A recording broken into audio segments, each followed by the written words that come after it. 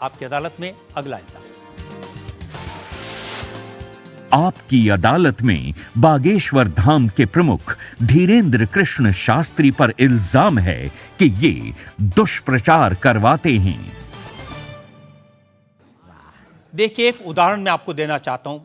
YouTube पर मैं देख रहा था, एक वीडियो है आपका, और उस वीडियो को देखने से ये इंप्रेशन आता है कि जैसे प्रधानमंत्री नरेंद्र मोदी आपके दरबार में आए, और एक नहीं 3 ऐसे वीडियो हैं बागेश्वर धाम ऑफिशियल चैनल पर। अब आपके समर्थकों ने बनाया, मैं आपको दिखा देता हूं, आप बताइए कि वो आपका है क्या नहीं। बागेश्वर धाम सरकार पहुंचे पीएम मोदी, तो क्या मोदी जी भी बागेश्वर धाम सरकार के भक्त हो गए हैं? आए दिन बागेश्वर सरकार के पास नेताओं की भीड़ लगी रहती है, जिसमें प्रधानमंत्री नरेंद्र मोदी जी का नाम भी शामिल है, जो कुछ दिन पहले ही बागेश्वर धाम सरकार के दर्शन करने पहुंचे थे। और कहा जाता है कि कुछ दिन पहले नरेंद्र मोदी जी भी बागेश्वर धाम सरकार से अपनी अर्जी लगवाने आए थे। तो आइए सुनते हैं स्वयं पंडित धीरेन्द्र शास्त्री से।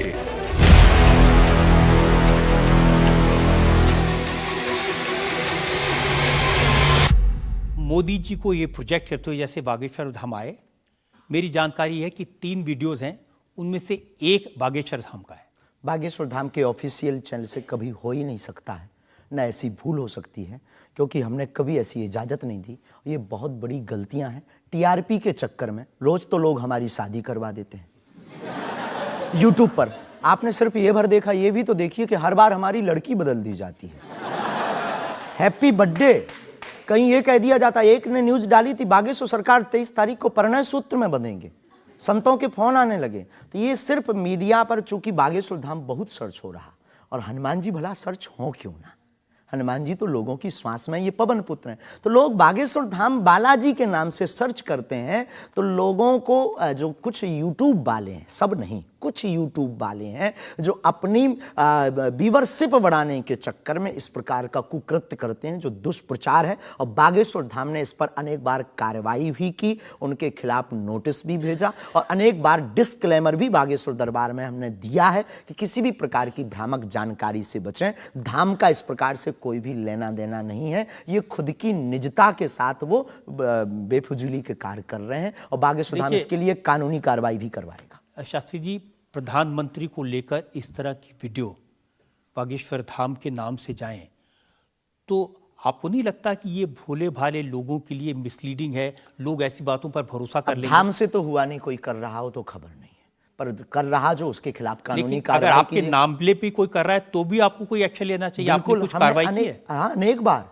नोटिस भी भिजवाया है, अनेक बार कितने चैनलों को बंद करवाया है, जो कई बार कोई खान के खिलाफ कर देते थे हमारे लिए, कई बार कोई धमकी डाल दे। बागेश्वर धाम पहुंचे जेल, अब वो ऐसी हथकड़ी हो, वो पुलिस अगल बगल लगा देते थे। तो इनसे हमारी आपके सोच से भी प्रार्थना है, इसको बहुत देखा जाएगा। आपकी अदालत को जब भी देखा जाए, इस प्रकार की भ्रामक जानकारी से बचें। हम इस प्रकार, कोई भी हमारा दरबार या कथा प्रदर्शन का विषय नहीं है, हमारी कथा और दरबार दर्शन का विषय है। तो आपकी तरफ से मोदी जी के वीडियोस को लेकर के क्या कार्रवाई की गई? इसमें अभी इसकी हमें आज पता लगा है कि मोदी जी का बना है। पूर्व में हमको वो जेएलएल वाला बताया था, हमें इसका ज्ञान नहीं है, लेकिन हम जाते ही तुरंत आपकी अदालत के बाद लीगली कार्रवाई एफआईआर अपने अमुक थाने पर करवाएंगे। अच्छा, इसके अलावा और भी बहुत सारे वीडियोस हैं। देवेंद्र फडणवीस का है, मनोज तिवारी का है। ये तो ये भी फर्जी वीडियो है? अरे नहीं, ये तो आए थे, इनके मत करवा दियो ना ना ना, ना। देवेंद्र फडणवीस जी भी आए थे, मनोज तिवारी हमारे बहुत प्रिय शिष्य हैं, वो भी आए थे, और बहुत आए हैं, पर मोदी जी नहीं आए हैं। हाँ, ये बता देते हैं, तो इन पे एफआईआर जी डिलीट ना करवा दियो, आप रोक दियो। लेकिन आपके 1-2 सेंटेंसेस हैं जिसमें आप कुछ मोदी जी कह रहे हैं, मोदी जी आइए। हाँ, वो हम लंदन में दरबार में थे, ये शायद उससे अगर ये जोड़ा हो, पूरा तो देखा नहीं, उससे जोड़ा हो तो खबर नहीं, हौस नहीं।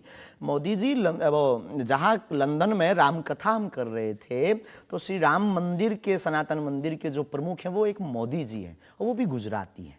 तो वो दरबार में बैठे हुए थे, किसी कारण उनकी व्यवस्था के कारण प्रशंसा के लिए उनका जिक्र आया, तो लोगों ने शायद वो कट करके उठाया हो, हमारे स्मरण में ऐसा है। लेकिन ये भी गलत है, ये भी अपराध है। वो भी ऑफिशियली बिना लीगली सहमति लिए बिना आप कोई भी वीडियो शेयर या वो नहीं कर सकता, ऐसा कुछ नियम है तो ये भी गलत है। मैं आपको बताऊं शास्त्री जी, मैंने 40 साल हो गए मुझे पत्रकारिता में, ऐसे बहुत सारे उदाहरण मैंने देखे हैं।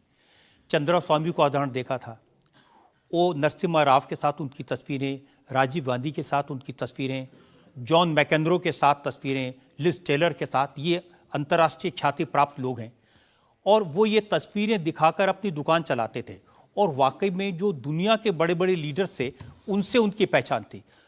ब्रुनोई के सुल्तान उनके शिष्य बन गए थे इसी वजह से। अफ्रीकन कंट्रीज़ के प्रेसिडेंट थे मोबुतू, वो उनके शिष्य बन गए थे। हमारा कभी भी भाव कोई आवे सब सम्मानीय है। हमारा ये भाव नहीं है कि हम आपकी फ़ोटो दिखा करके लोग हमको माने। देखो, आप हमारी मीडिया पर प्रचार कर सकते हो, पर अगर दम नहीं होगी, सत्यता नहीं होगी, तो व्यक्ति एक बार आएगा, लौट कर कभी नहीं आएगा, आपको भी गाली देगा, हमको भी गाली देगा। तो ये माध्यम हो सकते हैं, साधन हो सकते, साध्य नहीं। तो हमारा ऐसा भाव नहीं, क्योंकि हमारे पास जो है वो खुली किताब है, ऊपर से नीचे तक, और हम कभी ये नहीं चाहते कि लोग देखें। अब कोई देख रहा तो वो उनकी दृष्टि और उनकी आँख है। हम तो सिर्फ ये चाहते हमें हमारा परमात्मा हनुमान जी देखें, बस।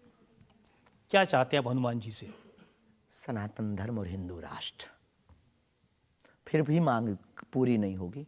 अगर हिंदू राष्ट्र आप कह देंगे कि बन गया तो हम अखंड भारत मांगेंगे।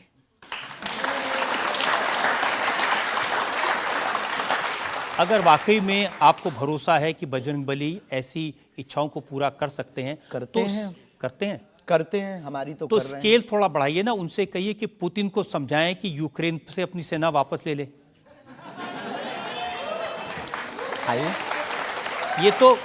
ये तो अंतर्राष्ट्रीय, क्योंकि उससे जो यूक्रेन क्रिश्चियन मुल्क है उनको पता चलेगा कि सनातन धर्म की शक्ति कितनी है। हम अपनी तरफ से प्रतिदिन विश्व में कल्याण हो, विश्व में शांति हो, ये अर्जी लगाते हैं। और हनुमान जी ने रावण को भी समझाया था, मान जा, भगवान है, वापस कर दो जानकी माता को। लेकिन जिसकी आ गई हो तो हनुमान जी की बातें उसे नहीं भाती हैं।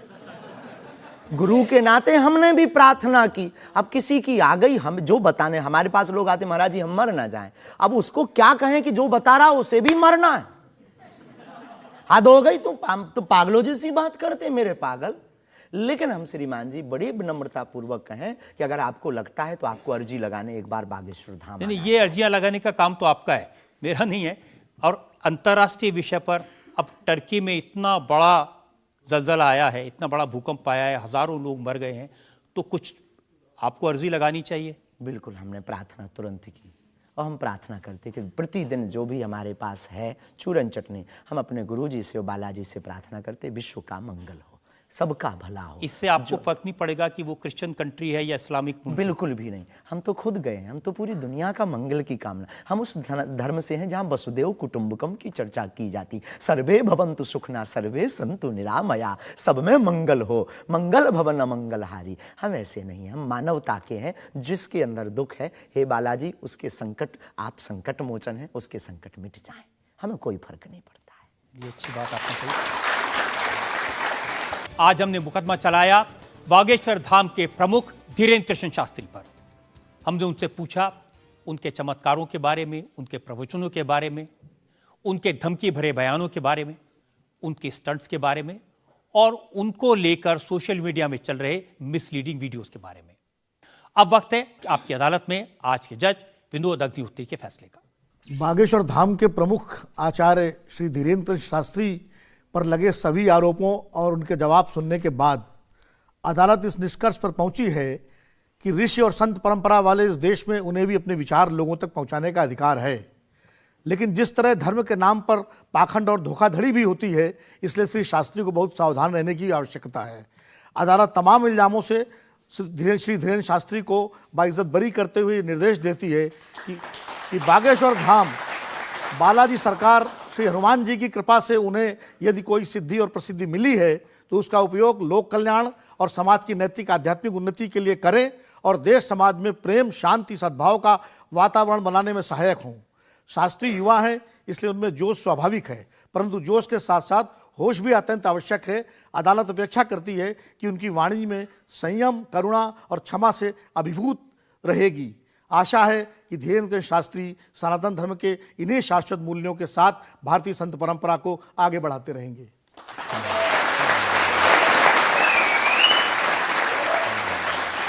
इस विश्वास के साथ कि हमारे जज साहब ने जो हिदायत दी है धीरेन्द्र शास्त्री उसका पालन करेंगे, संभल कर रहेंगे और समाज में किसी भी तरह की भ्रांतियां न फैलें, इसका ध्यान रखेंगे।